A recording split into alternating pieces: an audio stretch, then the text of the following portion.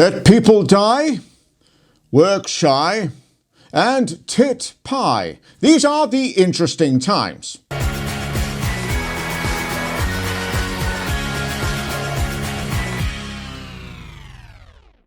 Hello everyone, my name's Matt Johnston and welcome to The Interesting Times, a political comedy show that looks and laughs at UK politics. The COVID inquiry will still be continuing not just this year, but next and the next one after that. By the time it finishes, Boris Johnson will be on his fifth wife, literally, and Rishi Sunak on his third set of batteries. But a bit of an important witness was called, Sir Patrick Vallance, who was the chief scientific advisor to the government during the pandemic and smartest person ever to come out of Essex. And he wasn't complimentary about Johnson. One section of today's hearing was dedicated just to Mr. Johnson and his understanding of science.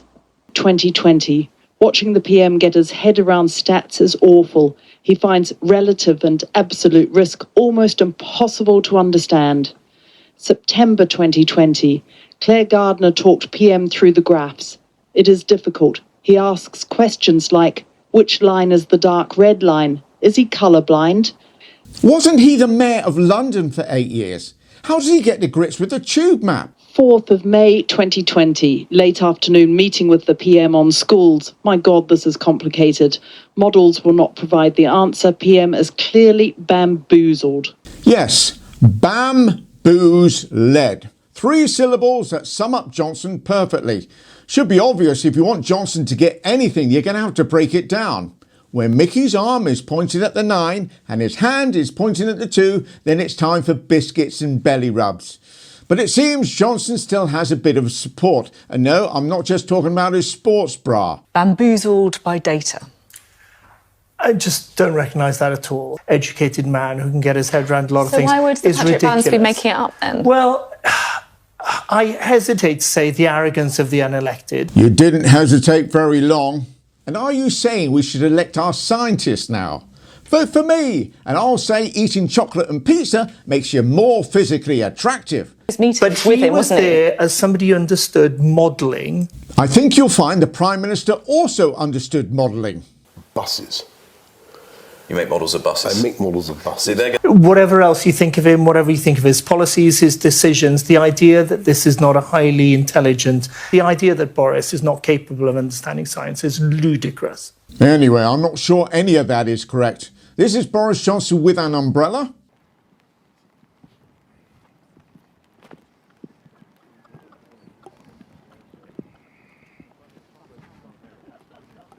Riding a bike. Steady, go. Christ! And having a cup being taken away from him before he hurts himself. What's this? Oop, oop, oop. I think I would trust Johnson to be as useful at handling the pandemic as a wet fish.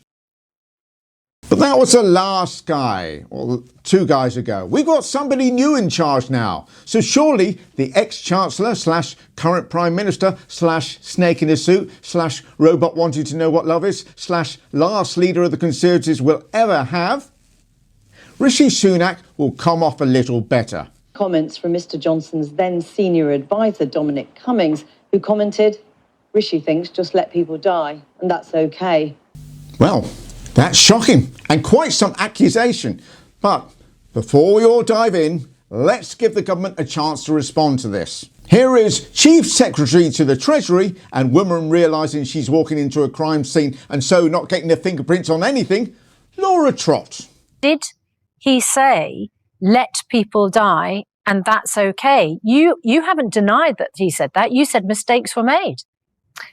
Yes, and I also said that it's for the inquiry to look at these pieces of evidence. Suggesting that our now Prime Minister thought that people should just be left to die. I think I was a backbencher at the time. Is that something that you would recognise? Rishi thinks just let people die and that's okay. Like I said, I can only speak from my experience in the backbenchers. What I find even more astonishing now is that you're not denying it. You know, most people at home will be familiar with the Prime Minister, with Rishi, for the first time during the pandemic when he was announcing huge schemes to help them stay at home. What, like eat home to stay home? This really doesn't look good on Rishi, but maybe everyone's been too rough on him. Maybe when he said let people die, He was talking about people's democratic choice to have different hair colours. Or telling a Welshman that individuals have the right to do whatever they want. Let people die. Or just reporting some sad news from the province of Let Avatania. Let's not forget Rishi came up with Eat Out to cough your germs-filled lungs out. Boris Johnson says, quote, it was properly discussed, including with Chris and Patrick. Do you agree with that? Or on this one, neither Patrick nor I can call it, and I think we would have done. It was the Chancellor's big idea to stimulate the economy. Hello. Eat Out to help out in August of 2020. Only he'd forgotten to tell the scientists about that big idea. At the COVID inquiry today, a witness statement from the now Prime Minister was shown. I don't recall any concerns about the scheme being expressed during ministerial discussions, including those attended by the CMO and, no doubt, he means the GCSA. Wow, that's like telling your wife who just found out about your affair you didn't object to it at the time. Still, Sunak will have a chance to respond to all of this when he appears in front of the inquiry, where I'm sure they will all definitely be ready for Rishi.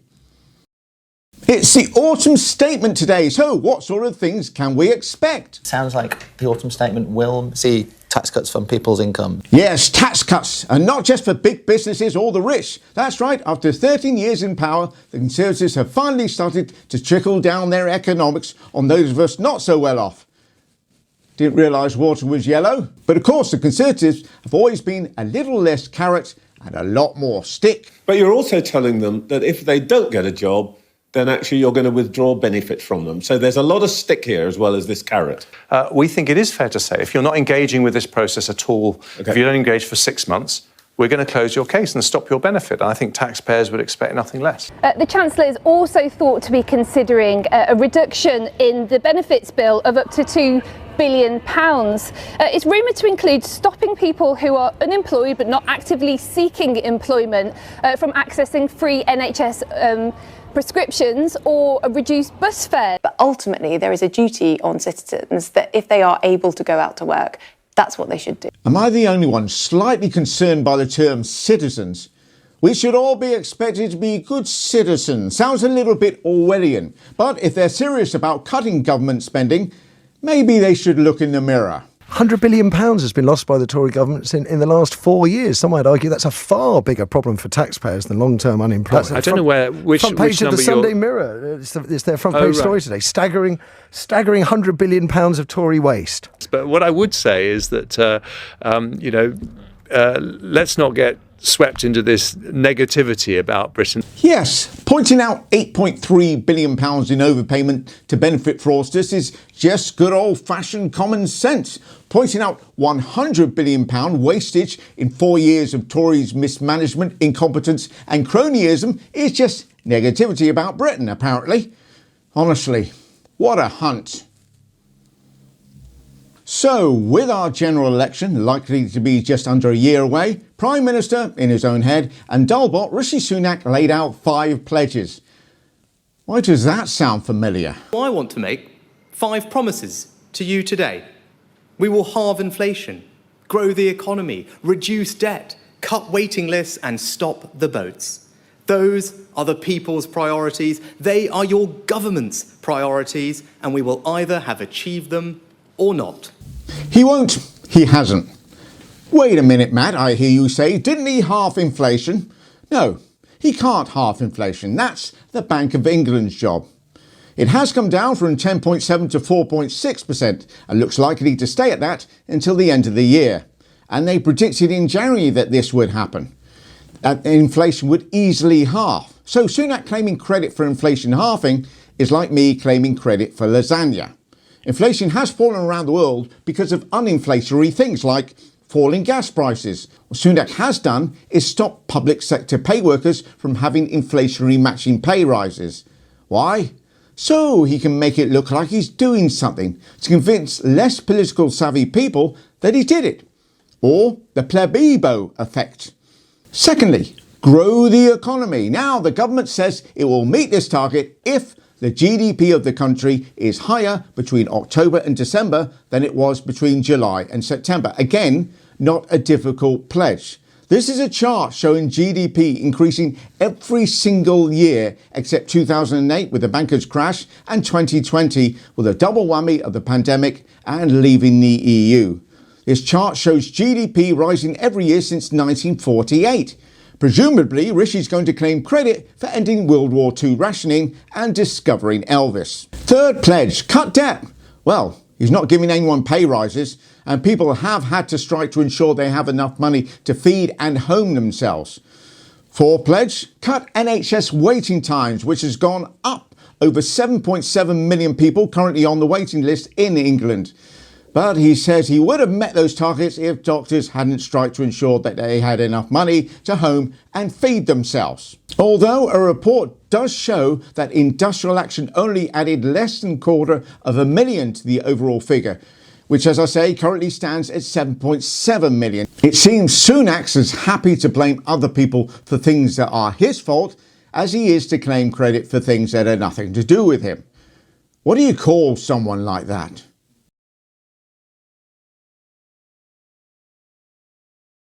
And fifth pledge, stop the boats.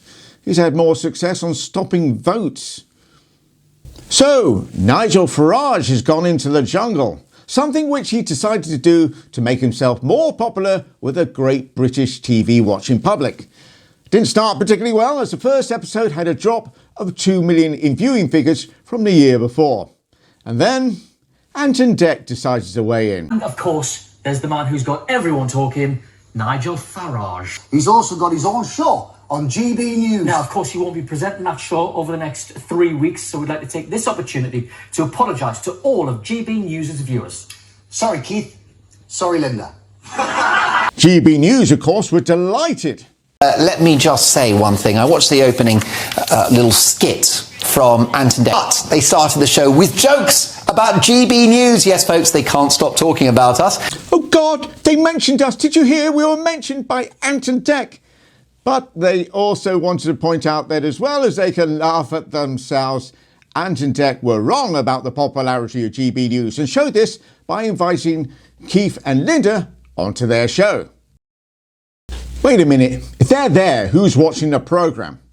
As for the melt of the moment, it seems for the first time that the British public were prepared to vote for him. Is a margarita. Nice. A camel udder. Wow. And a sheep udder with a cow's teat. Bit blooming tough.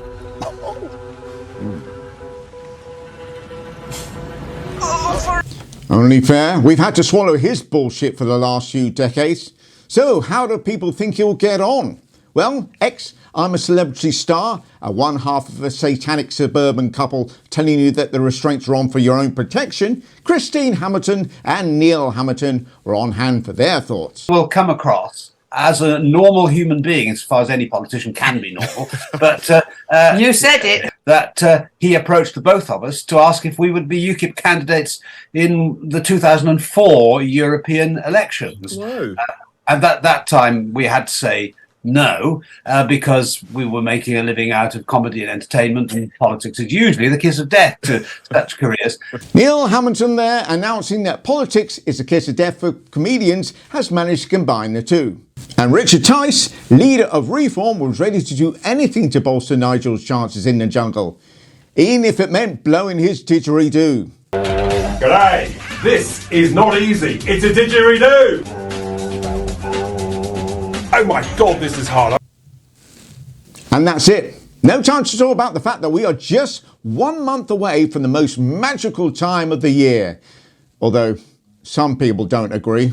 But the National Trust calendar, which marks when you can celebrate Eid, Ramadan and Diwali, unfortunately does not list Easter or Christmas. I think it's appalling, and this woke madness has got to stop. And sadly, if Keir Starmer gets in, there's going to be more of this. I'm cancelled. I have got Lady W and I have one. It'll be cancelled. I've not even bought one in the first place because I knew this was going to happen. Yeah, I knew this was going to happen, which is why I don't give to charity or buy presents for loved ones or get a round of drinks when it's my turn, because I knew this was going to happen. Can I just say, if you work for the National Trust, That is the most disgusting, despicable, deplorable thing the National I Distrust have ever known. For God's sake, National Trust, I was planning on living in a cave from August with no access to TV, radio, internet or the outside world, with only my National Trust calendar, which is only given to charity volunteers and not the 10 calendars or 2 diaries which are also on sale from the National Trust, all of which include both Christmas and Easter. And now, thanks to the National Trust, I have no idea what day Christmas is. Thanks, National Trust, you woke bastards. Of course, if you want to have a go at those wrecking National Trusts, you might want to start here. No time to talk about David Lord Cameron of Chipping Norton, who was sworn into the job on Monday in a totally normal ceremony that featured a bloke swearing him in a wig only slightly more realistic than that worn by Michael Fabricant. I, David, Lord Cameron of Chipping Norton, do swear by Almighty God that I will be faithful and bear true allegiance to His Majesty King Charles, his heirs and successors, according to law. So help me God. So help all of us, God. Cameron, a lord? I always thought of him as more of a count. Oh wait, that doesn't say count. And Dave, Lord Cameron of Dodgy, wasted no time using his maiden speech to settle some old scores. And I hope that some of my experience will help the Prime Minister in meeting the vital challenges that we face as a country. That said, it was a surprise to be asked. I have not been sitting like some latter-day de Gaulle at Colombe-les-Deux-Églises, waiting to be asked, how shall I put it, to take back control. Nor am I Cincinnatus hovering over my plough. I leave all classical allusions, and indeed illusions for that matter, to another former Prime Minister with whom I shared a number of educational experiences. Ooh, saucer of milk for that dead cat you got draped over your shoulders. No time to talk about Argentina, who have elected a new president. This guy.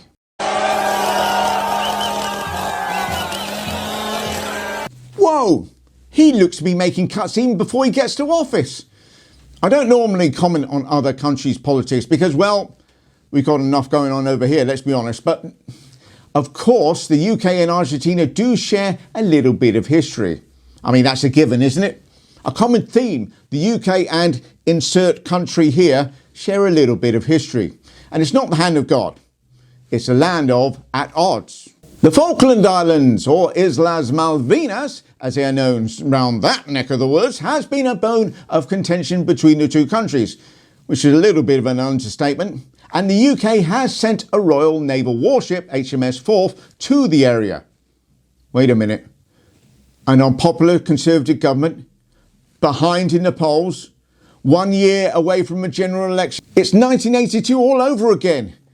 It'll be all right. What's needed is a bit of diplomacy. Las pelotas voy a pedir Estado. El Estado metete en el orto, la concha puta de tu madre. Uh-oh. No time to talk about ex-UKIP leader and Benny Hill tribute act, Henry Bolton, campaigning for us to have a British Flag Day. I saw all of these flags belonging to other nations being marched down our streets, and I thought, hang on a minute, these are the streets of Great Britain. You know who else would love a British Flag Day? Northern Ireland, as Number 10 posted on their Instagram account that they were celebrating the culture of Northern Ireland with a reception in Downing Street with a Republic of Ireland flags. Oops, orcs. The leader of the Ulster Unionists, Doug Beattie, said that the post showed that Westminster doesn't understand or know us, to which a Number 10 spokesman said, I'm sorry, I didn't catch that. Can you speak slower? Thank you all so much for watching, and yes, that is it for about 4 weeks when there will be a possible Christmas and definite New Year special. And then I'll be starting again in mid-January. Take care, and I'll see you soon.